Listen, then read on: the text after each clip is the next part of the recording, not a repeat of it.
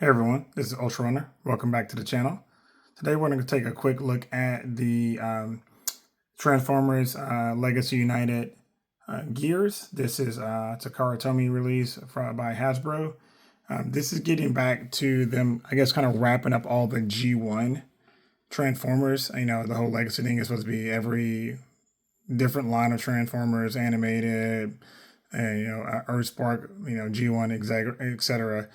All be able to fit into one universe as far as the look and aesthetic. So I wasn't going to pick these up because, as you guys know, if you watch the channel, I am a G1, really specifically a Studio Series 86 completionist. So I've only picked up a few of the original Transformers here and there. I wasn't planning on picking this guy up, but I decided, you know what, maybe I'll just try to build out a season one. And so I did pick him up for that run reason, because I do have a few others that I'll kind of have out here so you guys can see. Because I grabbed, like, I think Huffer, because I found Huffer pretty cheap and stuff like that, and I got the 5-pack. So I was like, I'm already pretty close to there anyway. But Gears, I mean, nothing super crazy about him. I mean, thing is, I don't know who's picking Gears up. I don't think this is like, other than us, people who are like super G1 fans, this is the only reason you're picking this guy up, because he's a good figure. I think they did a great job with the color and the face sculpt and articulation. It's just, I mean, it's not anything crazy. It's not like you're not getting here and going, man, this is a crazy, ridiculously good figure for $30. It's what you expect from the Legacy line, and which is, I guess that's a good thing, because the Legacy line has been very, very good. Yes, they've had some misses, but this is definitely not one of them. He's got a port on the side where I've got his rifle here, and of course you can just put it in blaster, you can put it in his hand. But I kind of had him squared up so he can fight, because I mean, that's kind of, all the mini cons, for some reason all those cats thought they were just like straight brawlers. So you got him and Huffer and Brawn, always when they go, as they say, old school fisticuffs. But yeah, I'd say articulation, as you kind of had him like in a nice little fighting stance, doesn't have a little bit of butterfly action here, not much. He's not crossing his chest, but he does have technically butterflies. Great articulation on the head. It actually looks up, he looks down, which is pretty neat. Like I say, swivel, he's got the ankle pivot, like I said, and I mean, he's got a good bit of kibble, but to me, this is like what these guys look like in the cartoon. I mean, they weren't like super kibble free, because remember the OG1 toys, the Diaclone toys were the basis of the cartoon. So a lot of the cartoons look like the original toy, and the original toy did not look this good. I mean, there's no comparison. I mean, you might be a G1 purist, but this looked like the cartoon. If you have a G1 toy, it does not look like the cartoon. Sorry, that's just not what it is. Just not true.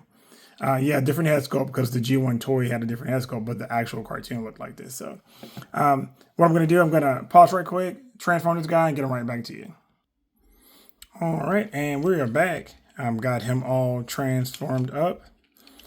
This was like a suggestion by one of my commenters on one of the videos, saying that, because I don't transform my Transformers. I'm one of those weirdos that I want a Transformer that transforms, but I don't actually have to have a transform. I don't ever transform mine. So unless they're in a mode I don't want them in, most of them typically come in robot mode, and I'm usually good.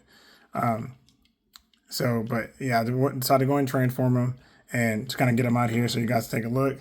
I would say across the board, definitely nice size Transformer. I'm going to pull out, I do have a couple, well, actually I just have this one here in robot mode. This is actually Jazz. This is the Jazz from the 5-pack.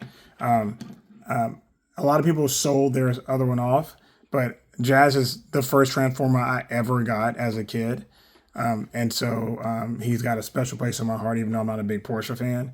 So I do have the Studio Series with my Studio Series gear, and I've got this G1 here on my desk. He's like one of my just desk trinkets or whatever. But size-wise, kind of compared the two and see what they look like. Again, fit finish. I mean, it's a Legacy Transformer. I mean, I don't think it's anything super crazy. I don't think they did a bad job with it or exceptional job with it. I think it's what we come to expect, and I think that's a good thing for Hasbro, for those guys producing really good production. So really good Transformers. So let me get him transformed back, and I'll get a couple of die here to compare, and then we'll call it good enough. All right, got him all transformed back in the robot mode, where he'll live henceforth and now and forever. So we've got him. I'm going to pull out Hover, and again, great comparable size. This is the War for Cybertron Hover, which I know a lot of those had the part forming, but I think that Shield was not a bad way to kind of part from this guy. I've got the 5-pack Wheeljack here, and even though this guy's super undetailed, I do like the fact that they went as accurate as possible with him. So not a bad thing. That's actually my first Wheeljack G1. Well, I guess it's my second Wheeljack, because my first Wheeljack was the Cybertronian version. Pull Huffer out here. Got him with Trailbreaker. Again, a good fit, good size. Like I say, it just fits right in with the whole aesthetic of G1. Nothing super crazy with it. And then probably outside, my favorite Studio Series 86 Transformer is Smokescreen. I love this guy. I mean, I've never done a review on him, but he was one of my favorite from the cartoon. And I think they did a tremendous job with him. So kind of have him next. Let me stand straight up so you guys can kind of get a better idea what he looks like in size comparison wise. But yeah. Yeah, like I say Gears. I mean, nothing super crazy. If you're looking to pick him up, he's worth picking up. If you're not remotely interested in G1 Transformers or Gears or anything like that at all, then there's really no need to grab him. He's not anything exceptional. You're not like missing out if you don't pick him up. He's just a good Transformer if you're looking for this specific thing. And if you are, you will not be disappointed 100%. I think they did a phenomenal job, like I said, across the board, just making him a good Transformer. Like I say, that's all you can really expect. So, because there are a lot of ones that aren't good, and this was definitely true to form. But the G1 stuff, I think they do a great job with Studio Series 86. A lot of the live action stuff, people who collect live action kind of complain a little bit about how that comes out. But I would say in this case, not so much. You want them, get them, enjoy them. So hope you guys enjoyed it. Let me know what you think. Later.